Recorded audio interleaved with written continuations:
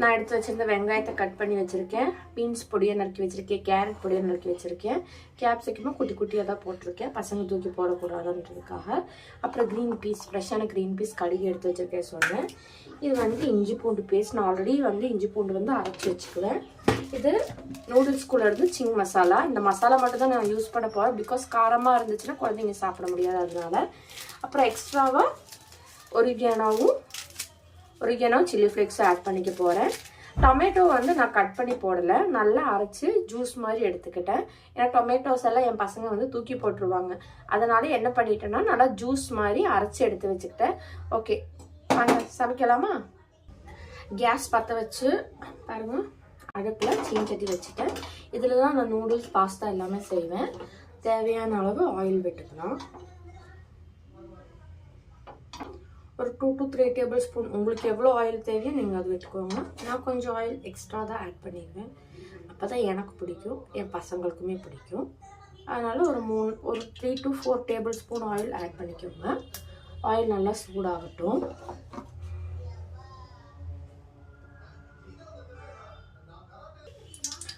Oil நல்லா சூடாயிடுச்சு. நான் ஆல்ரெடி வெங்காயம் போட்டு பார்த்துருந்தேன், தெரியுதுங்களா? நல்லா பிடிக்கும். இந்த ஆனியன் வந்து ஆட் பண்ணிக்கலாம். கொஞ்சம் இந்தியன் ஃப்ளேவரில் தான் நம்ம பண்ண போகிறோம். அப்படியே சும்மா தண்ணி ஊற்றி மசாலா போட்டு வேக வச்சு நம்ம சாப்பிட்டுக்கலாம். அது பசங்களுக்கு கொடுக்கறதுனால கொஞ்சம் கேரட் பீன்ஸ் எல்லாம் போட்டு நல்லா ஃப்ரை பண்ணி ஆட் பண்ணிக்கலாம். வெங்காயம் நல்லா வதங்கணும். கேஸை வந்து மீடியம் ஃப்ளேமில் வச்சுக்கோங்க.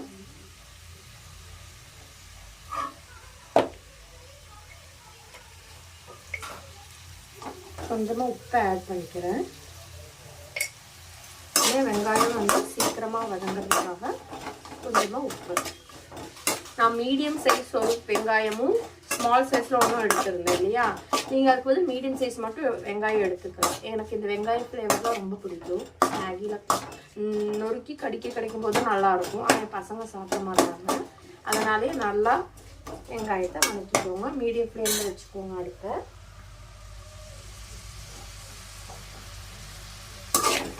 கொஞ்சமாக உப்பு போட்டுக்கிறதுனால வெங்காயம் வந்து சீக்கிரமாக வதங்கிடும். வெங்காயம் பாருங்கள், போட்டதை விட கொஞ்சம் நல்ல ஒரு பிங்க் கலர் வந்துருக்கு, நல்லா வாடி இருக்கு.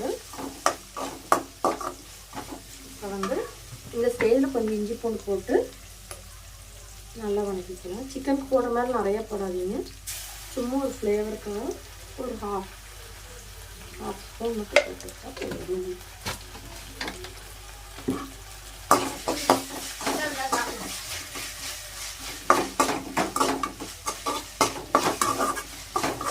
நல்லா வதக்கிக்கணும். இது கொஞ்ச நேரம் சிக்கன் இஞ்சி பூண்டு பேஸ்ட்டு அந்த வெங்காயமும் கொஞ்சம் நல்லா வதங்கட்டும். கொஞ்சம் கூட வதங்கி கலர் மாறி வரட்டும். ஓகே, நல்லா வதங்கியிருக்கு, நல்லா ஸ்மெல் வருது. இந்த டைமில் அந்த அடித்து வச்சுருந்த தக்காளி ஜூஸை நீங்கள் ஆட் பண்ணிக்கணும்.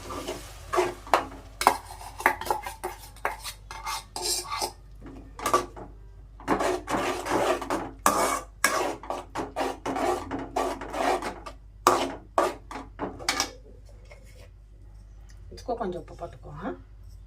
தக்காளி உடையிறதுக்காக உப்பு போடுவாங்க, நான் தக்காளிக்கு எப்போ வதங்கும்போது உப்பு போட்டு பழக்க மாட்டதுனால இதில் நான் ஆட் பண்ணியிருக்கேன். ஸோ இது நல்லா கொதிச்சு, நல்லா தலபுலான்னு கொதிச்சு எண்ணெய் பிரிஞ்சு வரும் இல்லையா, அந்த ஸ்டேஜில் தான் நம்ம மசாலாஸ் ஆட் பண்ணி வெஜிடபிள்ஸ் எல்லாம் ஆட் பண்ணணும். இப்போ ஆட் பண்ணால் ரொம்ப தண்ணியாக இருக்குது பார்த்தீங்கன்னா, அந்த தண்ணி கொஞ்சம் சுண்டி தக்காளி சுருண்டு வர ஸ்டேஜ் இருக்குது இல்லையா, அப்போ வந்து நம்ம வந்து இதை வந்து ஆட் பண்ணிக்குவோம். இது கொதிக்கட்டும், நல்லா கொதிக்கட்டும். இது பாருங்கள், தக்காளி நல்லா கொதிச்சு தண்ணியெல்லாம் பிழிஞ்சு நம்ம போட்டதை விட கொஞ்சம் சுண்ட ஆரம்பிச்சிருக்கு.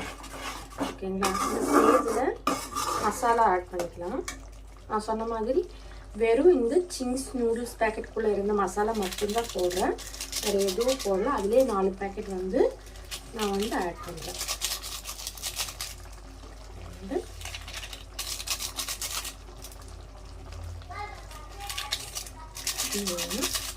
அப்புறம் உங்கள் வீட்டில் இந்த ஒரிகேனோ சில்லி ஃப்ளேக்ஸ் எல்லாம் இருந்ததுன்னா நீங்கள் அது கூட ஆட் பண்ணிக்கலாம். நான் வந்து இதில் வந்து ஒரு 2 பேக்கெட் ஒரிகேனோ, பீசல் சீசனிங் தான் இது, 2 பேக்கெட் ஒரிகேனோ.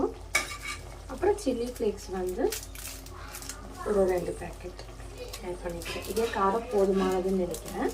அதனால் வேறு எக்ஸ்ட்ரா மசாலாஸ் நான் எதுவும் ஆட் பண்ணலை. மிளகாப்பொடியோ இல்லை கரம் மசாலா வேறு எதுவுமே நான் ஆட் பண்ணலை. இது மட்டும் ஆட் பண்ணி நல்லா மிக்ஸ் பண்ணிக்கோங்க. நீங்கள் டொமேட்டோ சாஸ் ஊற்றுறீங்கன்னா தக்காளி கம்மி பண்ணிக்கோங்க. நல்லா எண்ணெய் பிரிஞ்சு வர ஸ்டேஜில் டொமேட்டோ சாஸ், சில்லி சாஸ், அப்புறம் சோயா சாஸ் நீங்கள் ஆட் பண்ணிக்கலாம். நான் இப்போ அந்த சாஸஸ் எதுவுமே ஆட் பண்ணாமல் வந்துட்டு இப்போ இந்த நூடுல்ஸ் செஞ்சுட்ருக்கேன். உப்பு பத்தலைன்னா நீங்கள் காய் போட்டதுக்கப்புறம் காய் கொஞ்சம் நல்லா வணங்கினதுக்கப்புறம் தண்ணி ஊற்றுவோம் இல்லையா, தண்ணி ஊற்றுனதுக்கப்புறம் நீங்கள் உப்பு டேஸ்ட் பண்ணிக்கோங்க.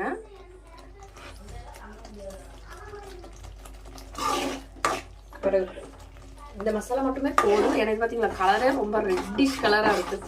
நம்ம தக்காளி போடும்போது லைட் ரெட்டு தான் இருந்தது இல்லையா. ஸோ இந்த மசாலாவே வந்து நல்லா காரமாக இருக்குது. கொஞ்சம் நேரம் நல்லா கொதிச்சு எவ்வளோ சிம்மில் வைக்க முடியுமோ வச்சுக்கோங்க, இல்லைன்னா தெரிச்சு கேஸ் ஃபுல்லாக ஆகும். ஸோ நல்லா கொதிச்சு இந்த எண்ணெய் நல்லா பிரிஞ்சு வரும். அந்த ஸ்டேஜில் வந்துட்டு நம்ம காய்களை ஆட் பண்ணிக்கலாம். இப்போ பாருங்கள் நல்லா எண்ணெய் பிரிஞ்சு நல்லா தளன்னு கொதிக்குது பாருங்கள்.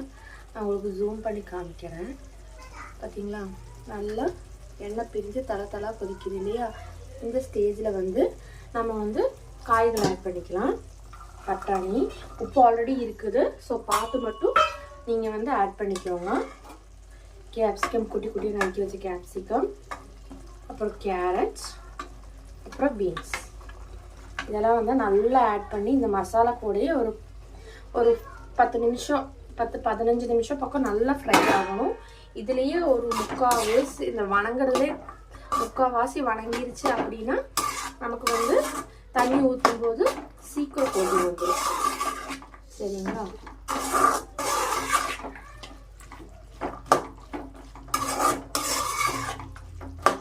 எவ்வளோ கலர்ஃபுல்லாக இருக்கு இல்லையா. ஆரஞ்சு, ரெட்டு, க்ரீன்னு சூப்பராக இருக்குது பார்க்கறதுக்கு. இந்த காய்க்கு தேவையான உப்பு வந்து நீங்கள் ஆட் பண்ணிக்கோங்க. கொஞ்சமாக உப்பு ஆட் பண்ணிக்கிறேன். ஏன்னா காய்க்கு வந்து உப்பு பிடிக்கணும் இல்லையா, அதனால கொஞ்சமாக உப்பு. தண்ணி ஊற்றினதுக்கப்புறம் உப்பு பத்தலை அப்படின்னா நம்ம வந்து மறுபடியும் உப்பை வந்து ஆட் பண்ணிக்கலாம். நல்ல ஒரு கிளறி நல்ல ஒரு மூடி போட்டு க்ளோஸ் பண்ணி வச்சுருங்க. நல்லா இந்த மாதிரி ஒரு மூடி போட்டு நல்லா லிட்டு க்ளோஸ் ஆகிற மாதிரி நல்ல ஒரு லிட்டாக போட்டு க்ளோஸ் பண்ணிக்கோங்க. என்னோட சீஞ்சட்டிக்கு இது பிளேட் ரொம்ப பர்ஃபெக்டாக இருக்கும், அதனால் இதை வச்சு க்ளோஸ் பண்ணியிருக்கேன். ஒரு 10 நிமிஷம் கழித்து நம்ம திறந்து பார்த்து நல்லா ஸ்டிர் பண்ணிக்கலாம். இப்போ வந்து நம்ம வந்து எடுத்து கலக்கி பார்ப்போம். இது கொஞ்சம் கூட நம்மளுக்கு பட்டாணியில் நீ வேக இருக்கு, எதுவுமே வேகலை. நல்லா இது ஒரு 1/4 மணி நேரம் 10 நிமிஷம் கூட இருக்கட்டும். அதுக்கப்புறமா வந்து நம்ம இது வந்து தண்ணி ஊற்றி கொதிக்க வைக்கணும். ஓகேங்களா. ஓகே, நம்மளோட வந்து நல்லா ஆவி வருதுங்களா. ஓகே, நம்ம வெஜிடபிள்ஸ் வந்து நல்ல ஒரு முக்கால்வாசி வெந்துருச்சான்னு நான் இப்போ டேஸ்ட் பண்ணி பார்க்கேன். ஓகே, கொஞ்சம் நல்லா இருக்கு. உங்களுக்கு பீன்ஸ் ஓகே, கேரட் பார்ப்போம்.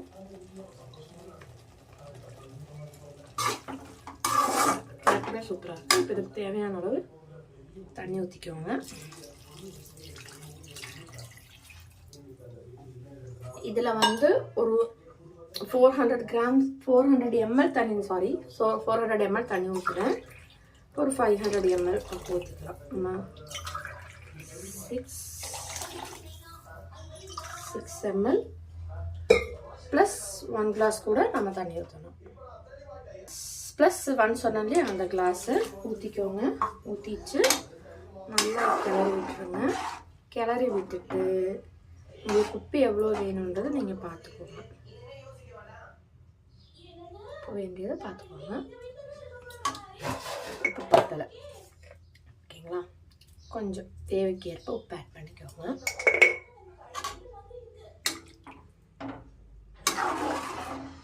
நல்லா ரெட்டிஷ் கலராக நல்லா ஹாட் கார்லிக்காக தான் இருக்கும்னு நினைக்கிறேன். ரொம்ப ஃப்ளேவர்ஃபுல்லாக இருக்குது.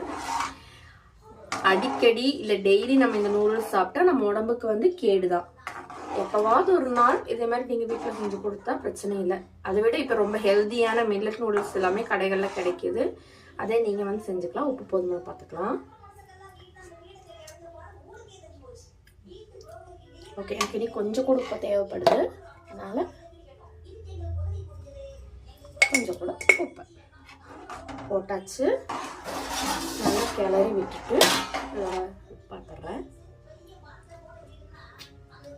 ஓகே, கரெக்டாக இருக்குது. இது மூடி போட்டு நல்லா கொதிக்கட்டும். அப்புறமா நம்ம நூடுல்ஸ் இதில் ஆட் பண்ணுவோம். ஓகே, இப்போ திறந்து பார்ப்போம். நூடுல்ஸ் செய்கிறப்போ வாங்கிட்டு போச்சு. நம்ம வந்து நல்லா கொதிக்குது பார்த்தீங்களா? அந்த காயெல்லாம் நல்லா கொதிச்சு நல்லா ஒரு 5 minutes வேகிறதுக்கப்புறம் நம்ம இந்த நூடுல்ஸை வந்து இதில் ஆட் பண்ணிக்கலாம்.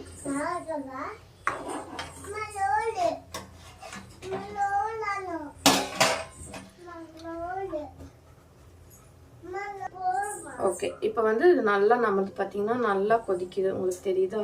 இந்த டைமில் வந்து அடுப்பை கொஞ்சம் கம்மி பண்ணி வச்சுட்டு நம்மளோட இந்த சிங் ஹாட் கார்லிக் நூடுல்ஸை வந்து ஒவ்வொன்றா அதில் ஆட் பண்ணிக்கலாம்.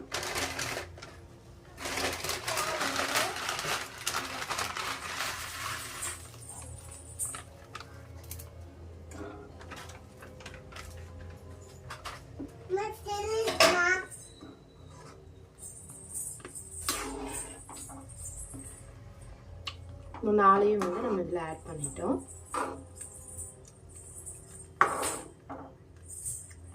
நல்லா கிளறி விட்டுக்கலாம்.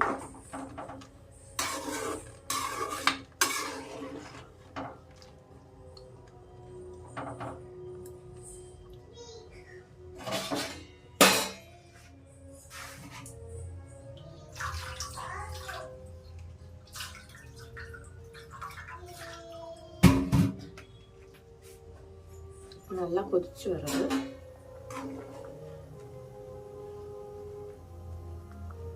நல்லா கொதிக்கணும். நல்லா கொதிச்சு தண்ணியெல்லாம் நல்லா சேர்ந்துட்டும். வந்து பாருங்க, நல்லா மேகி ரெடி ஆயிடுச்சு. இதில் வந்து சீஸ் ஸ்லைசஸ் 2 ஸ்ப்ரெட் வந்து நான் வந்து இதில் ஆட் பண்ண போகிறேன். நீங்கள் எக்ஸ்ட்ரா வேணுன்னா எக்ஸ்ட்ரா ஆட் பண்ணிக்கலாம்.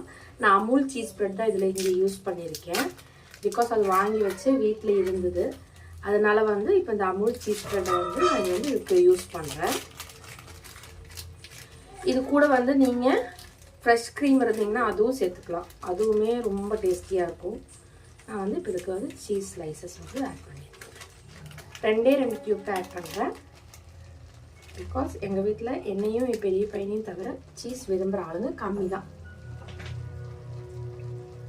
அதனால் நல்லா மிக்ஸ் பண்ணி விட்டுருங்க. அந்த சூட்டுக்கு, அந்த தண்ணீர் இருக்கிற சூட்டுக்கு ஃபுல்லாக. இது ஆக்சுவலி இதுக்கு வந்து நிறைய சீஸ் ஒரு 3 or 5 சீஸ் ஸ்லைஸ் போடலாம். எங்கிட்ட இப்போ இருக்கிறது 2. அதனால் ஒரு 2 சீஸ் ஸ்லைஸ் மட்டும் நான் வந்து இதுக்கு ஆட் பண்ணிக்கிறேன். அது நல்லா உருகுனதுக்கு அப்புறமா நம்ம நல்லா மிக்ஸ் பண்ணி விட்டுட்டோன்னா எல்லா பக்கமுமே அந்த சீஸ் வந்து ஆட் ஆகிருக்கு.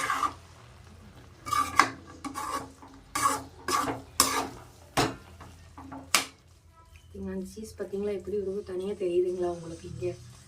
ஓகே, நம்மளோட எம்மியான மேகி ரெடி. ஓகே, ஆஃப் பண்ணிட்டு நல்லா சுட சுட ஒரு தட்டில் பரிமாறிக்கலாம். ஓகே, இதேமாரி நிறைய வீடியோஸ் நான் இனிமேல் டெய்லி அப்லோட் பண்ண நினைக்கிறேன். அப்லோடும் பண்ணுவேன். என்னோடய சேனல் பேர் கிளேசி ப்ளஸ். மறக்காமல் சப்ஸ்கிரைப் பண்ணிடுங்க. டாடா பாய்.